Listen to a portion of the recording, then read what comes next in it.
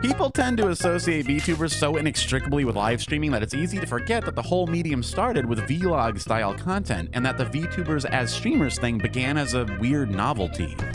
Now, it's so standard that a lot of people question whether it's even viable to do anything other than live streaming as a VTuber. Well, set aside for the moment that you are watching non-stream content by a VTuber right now, and it's still increasingly the consensus that expanding into offline formats is pretty much a requisite even for facecam streamers. So not only is it possible to do other things as a VTuber, it's advisable.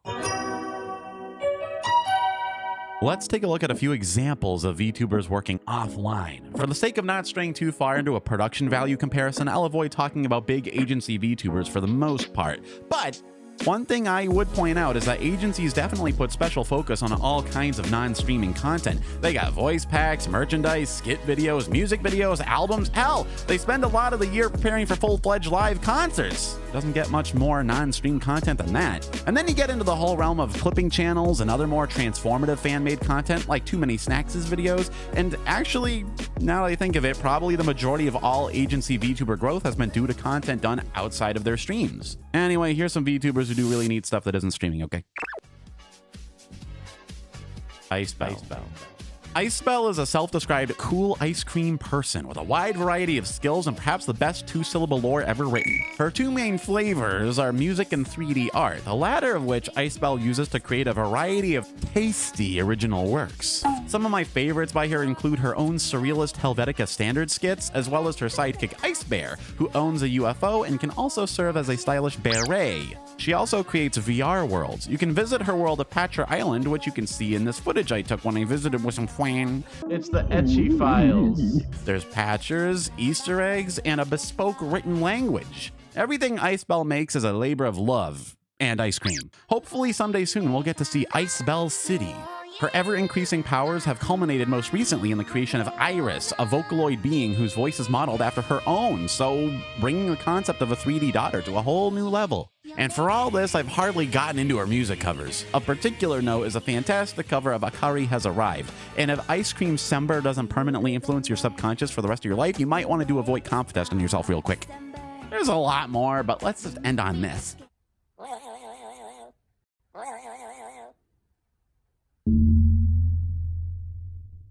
Yuka Bear.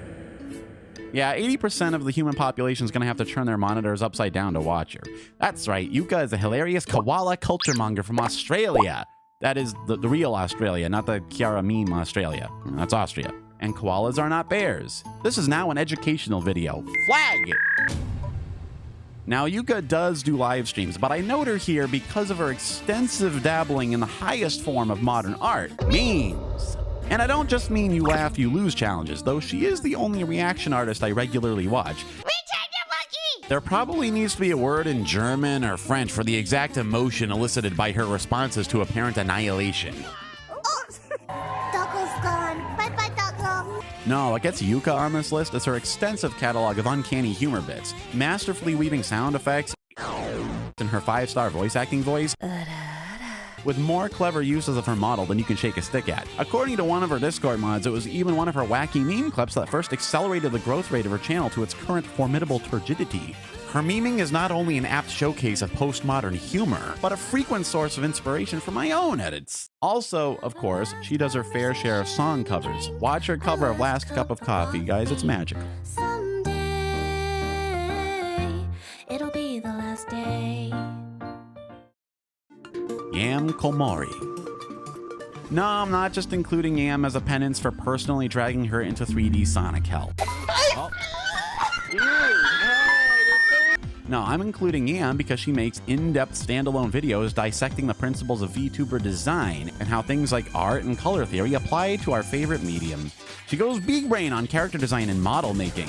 I think the first of her videos I saw was going over the designs of famous VTubers, discussing what makes them memorable and how they factor into the overall branding success of an agency or a generation. She also has really good videos talking about burnout culture in VTubing, parasocialism, and most recently an in-depth analysis of the decisions that likely went into the redesign of Iris from HoloLive's Project Hope. Oh, and she also does really nice musical covers and originals with her viola, which you're hearing right now. Gee, I'm starting to notice a pattern here. Maybe I need to get to work on doing my own covers, huh?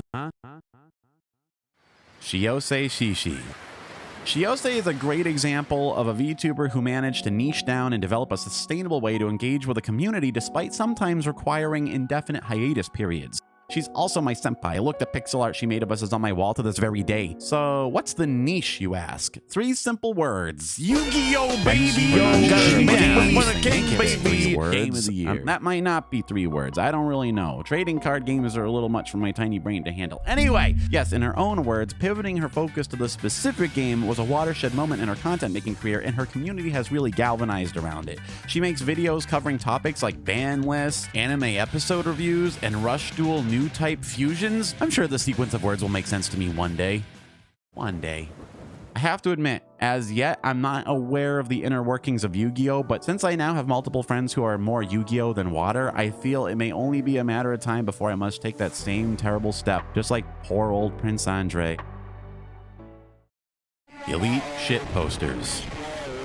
Shit posts, macros, memes, quality tweets. You know, you often don't talk about these things as content in their own right, but people can really come to appreciate your style if you speak fluently the language of meme magic. You might say anyone can do this, but I don't know, man. Most of us will never find much more use for social media than in keeping touch with people. So being able to use it as an ascendant platform is a special skill. Okay, everyone surely remembers when Artemis of the Blue exploded onto the scene with her toothbrushing mini-vid. Still to this day, she can summon great power with a simple and inscrutable missive. Then you have Pomato, a sci-fi indie VTuber whose model so uniquely lends itself to being engineered into meme images that I wonder if there isn't some secret science behind it. She's also one of the only VTubers who seems to have a real grasp on Reddit's inscrutable taste, so, I mean, that's like a superpower. Of course, I can't talk about image macro synergy without once again bringing attention to this masterpiece. Can you believe Ibe Shoujo blames me for the piss arc? There's also Niibles, who focuses more on making Vroid creations these days, but whose Twitter chops I feel deserve special recognition. She's also been a real sport about getting read aloud in the Hank Hill voice. Oh, can't forget Smol Stronk. The memes flow as though from a great torrent. And while I was largely avoiding mentioning agency VTubers on this list, I feel this one special category should mention the rise to power of Hollow Tempest, especially Magni Desmond, a trailblazer of the EN Hollow Stars who wove straw into gold with his style of shitposting. It's Maggin time, all right. We would all do well to bear in mind the awesome power of a finely crafted shitpost. And, you know, there's lots of other VTubers working on all sorts of projects. My friend Cascadiaa is authoring a manga on Webtoon even as we speak. Also, she's well on the way to becoming a being of pure Valorant. Shikori Luca is a JP Seasons VTuber who makes videos about the 24 Japanese seasons. And don't forget the multimedia empire that is Merryweather Comics. Well, that's all I got for now. I guess if there's one moral to this video, it's that you don't need to limit yourself to just one format because it's the most obvious thing. And if there's another, it's that I really need to learn how to use a DAW.